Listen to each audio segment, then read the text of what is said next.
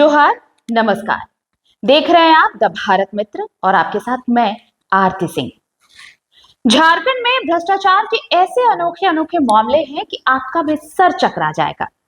और यहाँ तो सबसे बड़ा फर्जीवाड़ा जमीन को लेकर ही है। अब जरा देखिए कि कैसे एक बार फिर झारखंड सरकार की डिजिटल सुरक्षा में सेंधमारी हुई है। भूमाफियाओं ने झार भूमि पोर्टल पर दर्ज ऑनलाइन लैंड रिकॉर्ड्स में बड़े पैमाने पर छेड़छाड़ की है। एक अखबार ने ये पूरे विस्तार से बताया है कि कैसे एनआईसी में खेलकर बड़ा फर्जीवाड़ा किया गया है। नेशनल इंफॉर्मेटिक्स सेंटर यानी एनआईसी और इसी में खेलकर झार भूमि पोर्टल से छेड़छाड़ हुई और बड़ा फर्जीवाड़ा कर दिया भूमाफियाओं ने। लेकिन सवाल उठता है कि क्या ये इतना आसान है कि कोई भी एनआईसी में सेंधमारी कर ले बड़ी आसानी से? लेकिन आप कहेंगे आसान है तभी तो ये सब हो रहा है झारखंड में।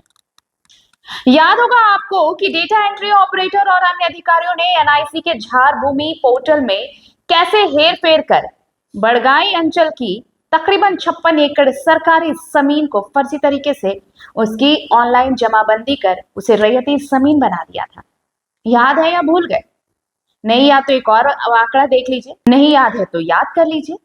रांची में 4.5 एकड़ सेना की जमीन और तकरीबन 7 एकड़ सरकारी जमीन को भी फर्जी दस्तावेजों के आधार पर भूमाफियाओं के नाम कर दिया गया था, जिसमें एक अधिकारी और अन्य कर्मचारी आरोपी पाए गए थे। ये सब तो याद ही होगा आपको, भूले नहीं होंगे।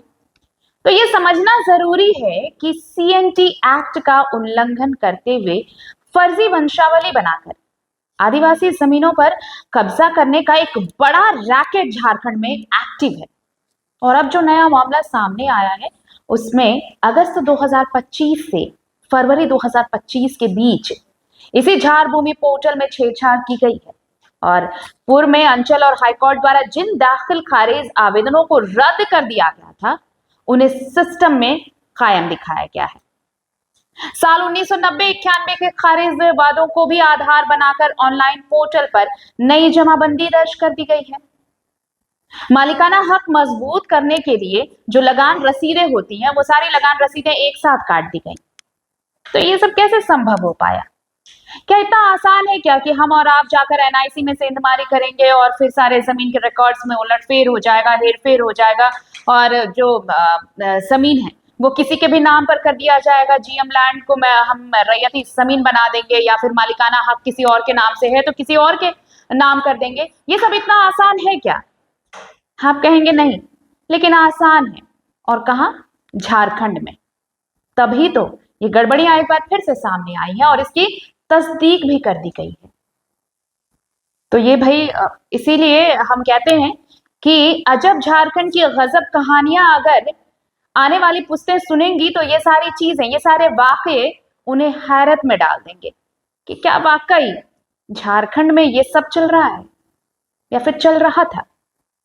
अभी तो चल रहा है, लेकिन आगे आगे देखिए कि इसको लेकर अब क्या कार्रवाई होती है और क्या एनआईसी पर जो सवाल उठ रहे हैं कितनी आसानी से सेंधमारी कर ली जा रही है, एनआईसी के जरिए पोर्टल में छेड़छाड़ कर दी जा रही है, तो फिर इस पर क्यों नहीं लगाम लग पा रही? भाई हम चीजें तो देख रहे हैं कि छेड़छाड़ कर दी गई, मालिकाना हक के लिए रसीदें, लगान रसीद काट दी गई, जमाबंदी कर दी गई, सब कुछ सही है।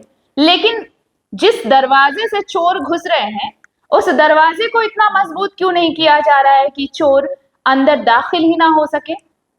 या फिर जानबूझकर उस ताले को ही कमजोर रखा गया है कि चोर आराम से आए, घुसे और चोरी करके जाए? तो कहीं ऐसा तो नहीं कि ये सब कुछ मिली भगत का नतीजा है? देखते रहिए झारखंड की नई नई कहानियां, और ये मनोहर कहानियां हैं। बचपन में मनोहर पोथी पढ़ा करते थे ना आप?